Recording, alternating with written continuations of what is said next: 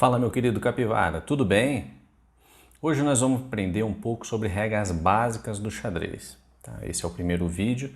Nós vamos aprender sobre o tabuleiro em si, como montar as peças e o movimento inicial de cada peça, tá? O movimento normal delas.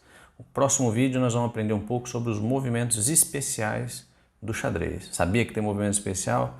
Então fica aí no próximo vídeo que você vai ficar sabendo. Bom, vamos então partir para o nosso tabuleiro aqui. E a primeira coisa que eu tenho para falar para vocês é a seguinte: o tabuleiro de xadrez ele é composto por 64 casas e elas são intercaladas entre uma cor clara e uma cor escura. É como se fosse um tabuleiro de batalha naval, tá? Então, na aula sobre anotação, eu vou explicar para vocês como funciona, mas cada uma dessas casas, elas têm um nome. Cada casa tem um nome. Como assim? Então vamos lá, ó. Aqui a gente tem a linha 1, a linha 2, a 3, até a linha 8. E nós temos as colunas A, B, C até H. Então, por exemplo, essa casa aqui em vermelho, ela é a E5. Nós sempre, primeiro, a gente sempre denomina a coluna e depois a linha, sempre, tá? Isso é uma convenção para facilitar as anotações do xadrez, certo? Então, qual que é essa casa aqui? Essa casa é a C3. Se eu colocar essa casa aqui, essa casa é a G7. Então, cada casa do tabuleiro tem um nome, todas têm um nome. Você sempre denomina a primeira coluna e depois a linha. Convenção. Bom, o tabuleiro então, quando ele é montado, existe sempre uma coisa que as pessoas não sabem, principalmente se você for numa loja comprar um tabuleiro de xadrez e essa loja tiver o tabuleiro montado. Existe uma grande chance do tabuleiro estar montado errado, né? Aliás, a principal coisa é que eles colocam as peças como se fosse um jogo de dama, né? Então eles colocam tudo aqui assim, né? E vira uma bagunça. Bom, o mais importante é quando você vai posicionar o tabuleiro, é que essa casa aqui que está em vermelho, que é o H1, ela sempre a casa do seu lado direito, ela é da cor branca, tá? Sempre ela é dessa cor. Então, você não pode montar invertido. Você não pode colocar uma casa escura aqui nesse canto aqui, porque senão você vai interferir em todo o posicionamento do rei e da dama. Tá? Então, parece que não é importante, mas é. Tá? Sempre uma casa. Ah, mas e se não tiver as anotações aqui do lado, né? Porque tem tabuleiro que não vem A, B, C, D, 1, 2, 3. Então, sempre você vai colocar a casa branca do lado direito. Sempre. Bom, aí nós vamos falar um pouco sobre as peças. Nós temos uma peça que é o peão, tá? O peão, como que ele funciona? O peão, ele anda sempre para frente. Sempre ele anda para frente, sempre uma casa por vez. Existe só um momento que o peão pode andar duas casas, que é quando ele sai da casa inicial. Então ele está aqui na casa inicial dele, ele pode andar uma ou ele pode andar duas, tá? Então o peão na casa inicial ou ele vem aqui ou ele vai na casa da frente, tá? Muito bem. Mesmo ele parado, o peão, quando ele está na posição dele, ele não captura uma peça na sua frente. Apesar dele andar para frente, a captura do peão ela é nas diagonais, sempre na diagonal imediata. Então, se a peça estiver aqui nas casas vermelhas que a gente tem aqui, o peão não captura, porque o peão captura imediatamente, exatamente onde a seta está. Tá bom? Muito bem. E se tiver uma peça na frente dele, ele simplesmente está bloqueado. Ele não pode, ele não consegue andar. Então, se tiver um outro peão aqui, na frente dele, esse peão branco ele não vai conseguir andar na diagonal, só se tiver uma peça aqui, né? Aí ele pode capturar a peça. Mas fora isso, ele não anda aqui, ele não pula o outro peão. Ah, mas se tiver assim e o peão está na casa inicial, ele pode andar duas e pular o da frente? Não pode, tá? Se tiver nessa posição aqui, esse peão só vai sair daqui se tiver uma peça aqui na diagonal para ele poder capturar, tá bom? Fora isso, não dá, não dá, tá bom? Da mesma forma como esse peão que chegou até aqui, ele só vai conseguir passar se ele capturar alguma coisa para cá. Do jeito que tá, os dois peões estão parados. Agora aqui um capturou o outro, né? Os dois peões estão parados. Muito bem. Então o peão é isso. Quantos peões nós temos no tabuleiro? Nós temos 8 peões de cada lado. E os peões sempre começam nessas casas que eu estou colocando aqui. Tá? Então o peão é uma peça que aparentemente é a que a gente tem mais, mas ele é muito importante. Um peão é mais do que suficiente para você ganhar uma partida, tá? Então você tem que tomar muito cuidado com seus peões. Eles são muito importantes, principalmente nos finais, tá? Nos finais de jogo. Existe uma outra peça que nós temos no tabuleiro que se chama torre, tá? A torre, como que a torre anda? A torre ela anda na horizontal, quantas casas tiverem disponíveis, ou ela anda na vertical, quantas casas tiverem disponíveis, desculpa. Ela não pode pular uma peça, tá? Ela não pula. Aonde tiver uma peça bloqueando, ela chega até aqui. Se for uma peça aliada, ela chega até a casa imediatamente antes da peça aliada. Muito bem. A torre, então ela anda muito longe. No xadrez, a torre vale 5 pontos, tá? Cada peão vale 1 ponto. Então, teoricamente, uma torre vale 5 peões. Então, ela é muito importante. Com uma torre e um rei, você consegue dar mate no checkmate no seu adversário. Então, ela é muito valiosa. Uma torre a mais é uma vantagem imensa, tá? Lógico que para nós que somos capivaras, nem sempre isso é suficiente, né? Mas, teoricamente, é uma vantagem enorme, né? Bom, uma torre, então ela tem esse movimento, ou na vertical, que é assim, né? Ou na horizontal.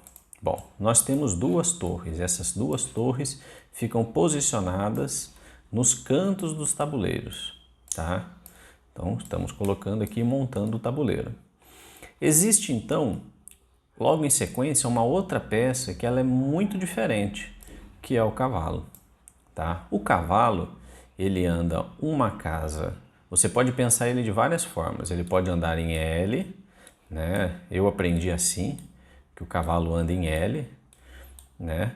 Mas existem pessoas em qualquer direção, ele pode ir e pode voltar, tá? Ah, isso é uma outra coisa importante, a torre pode ir e voltar. O peão, ele só vai para frente. O peão não volta. Ah, quero voltar o peão. Não pode. Ele andou, tá? O cavalo ele pode voltar. Ele pode andar em L para frente ou para trás. E o tamanho desse L? Porque uma vez eu fui quando eu era criança, eu fui jogar e o rapaz fez um L assim, ó, sabe? Ele veio até aqui, ele andou o cavalo e veio até aqui, ó, né? E na hora eu levei um susto, né? Eu falei, nossa, será que eu não sei jogar isso aqui? Né? Mas na verdade ele estava errado, né? Então, uma outra forma que também pode ser ensinado é que o cavalo ele anda uma para frente e uma na diagonal, certo? Também vai fazer o L, né? E uma na diagonal. O que é importante do cavalo? O que é importante dele? O cavalo, ele pode pular outras peças. O cavalo, ele não captura peças no meio do caminho.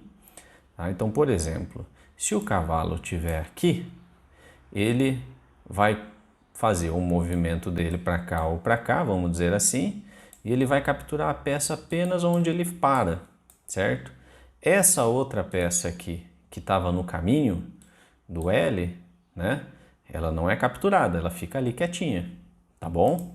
Então sempre é onde o cavalo vai parar que é a captura dele, tá bom?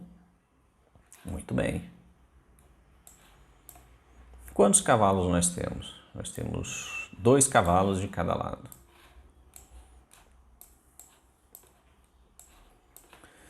Muito bem. A próxima peça que a gente tem do xadrez são os bispos. Os bispos, assim como o cavalo, teoricamente, eles valem 3 pontos. Algumas pessoas dizem que o bispo vale 3,5 e o cavalo vale 3, tá? Mas quando eu aprendi com 3 cada ponto, né? Cada peça dessa, e eu acho que vale a pena aprender dessa forma também. O que acontece? Quando nós temos posições mais fechadas, o cavalo ele joga mais. Quando nós temos posições abertas, o bispo joga mais. Por quê? Porque o bispo ele anda em diagonal, ele faz toda a diagonal até que tem uma peça que controle a casa, né? Então, por exemplo, ele vai até onde tem uma peça, né? Mas teoricamente ele pode cobrir toda essa área do tabuleiro. Então, veja que ele tem uma força de ação, um raio de ação muito grande, né? O bispo ele é muito poderoso quando temos posições abertas. Quando tem uma diagonal inteira do bispo, é muito perigoso para o adversário, né? Nós temos 2 bispos, um bispo que vai jogar nas casas brancas e outro bispo que vai jogar nas casas escuras. Então nós temos um aqui e o outro ali. Nesse caso, nas casas verdes, né? Então nós temos 2 tipos de bispo, né? Então um bispo não vai encontrar outro aqui, a não ser que tenha promovido o bispo, que é bem difícil, mas nessa posição aqui, ó, né? Esses são os 2 bispos que nós temos. Então temos 2, um aqui, outro ali e o adversário também. Bom, estamos terminando de montar o nosso tabuleiro. A próxima peça que a gente tem vale 9 pontos. É a peça mais, vamos falar assim, a segunda peça mais importante do xadrez, que é a dama, tá? No Brasil nós chamamos de dama. É muito comum a gente aprender rainha, né? Aliás, a série do Netflix é o Gambito da Rainha. Mas mais para frente eu comento sobre isso. Mas na verdade é o Gambito da Dama, se você for usar a abertura aqui no Brasil, certo? Então, como que anda a dama? A dama, ela anda em toda a horizontal, toda vertical e faz as diagonais também.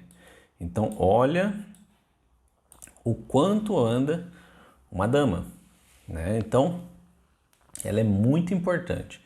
Ela é a peça assim que a peça mais versátil que nós temos no nosso arsenal.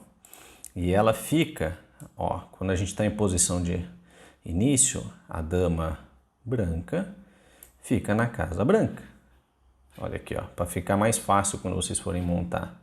A dama negra fica nas casas negras aqui, ó, né? Então, é isso. E por fim, nós temos o nosso querido rei. O rei é o objetivo do jogo. O objetivo do jogo é dar checkmate. E o que é checkmate? É você ameaçar o rei com uma peça sua, certo? Você ameaça o rei com uma peça sua e esse rei não tem para onde ir, né? E nem tem peças para cobrir na frente. Então aqui, por exemplo, essa torre cobre todo essa vertical e essa torre aqui está ameaçando diretamente o rei, certo? E o rei não tem para onde ir, certo? Então isso aqui é uma posição de checkmate. Acabou, acaba o jogo. Você não precisa ir lá e capturar o rei. Ah, capturei o rei, ganhei. Não precisa, tá? Aliás, nem pode. Você põe isso aqui e acabou, checkmate. Tá tá bom? Muito bem. O rei, ele anda em todas as direções, só que ele anda uma casa só. Ele pode vir para qualquer uma dessas posições aqui, ó, o rei, tá bom? O rei, ele captura em qualquer uma das posições, nas direções também. Ele captura em qualquer direção, mas tem que sempre tomar um cuidado. Você não pode deixar o seu rei em perigo. Então, por exemplo, se você está aqui e está nessa posição, por exemplo, e eu quero capturar o cavalo, eu não posso, porque se eu fizer isso, tem uma torre defendendo, certo? Então aqui eu estou deixando o meu rei em uma posição de perigo, eu não posso fazer isso, isso é um lance irregular no xadrez. Então não é porque você pode comer a peça de xadrez que você... Não é porque a peça está no raio de ação do seu rei que você tem que comer, tá bom? Aliás, isso é interessante também. No xadrez você não é obrigado a capturar uma peça, a não ser que seja forçado, como a gente fala. Mais para frente eu vou explicar o que é isso. Mas aqui você não tem uma obrigação de capturar peça nenhuma até que se prove o contrário. Bom, e aqui a gente termina de montar o nosso tabuleiro. E é assim que começa o nosso tabuleiro. Então, vamos olhando aqui, ó, de início do nosso jogo, o que eu sou um bom capivara e eu penso é que é o seguinte: enquanto tá assim, ó, todo mundo é igual, tá? Eu, o Magnus Carlsen, aqui, ó, do jeito que tá aqui, ó, nós estamos empatados. Eu, capivarão aqui, e ele, nós somos iguais. A partir do momento que começa o jogo, aí isso já muda, né? Mas o que é interessante? Quando começa o jogo, eu só consigo movimentar os peões, certo? E os cavalos. Por quê? Porque as outras peças estão presas pelos peões. Então as aberturas, elas são baseadas nisso, em qual peão começar, quantas casas esse peão anda, se eu vou começar usando o cavalo, né? Então os estudos de aberturas são isso, aonde você coloca melhor as suas peças, certo? Para você entrar no meio jogo, que a gente chama, tá? Então é isso que é um estudo de aberturas, é isso que a gente tem que aprender quando vai estudar uma abertura. Bom, meus queridos, acho que tá bom. Pro dia de hoje, se você gostou desse vídeo, deixa o seu like, compartilha o nosso vídeo, se inscreve no canal e bora pro próximo.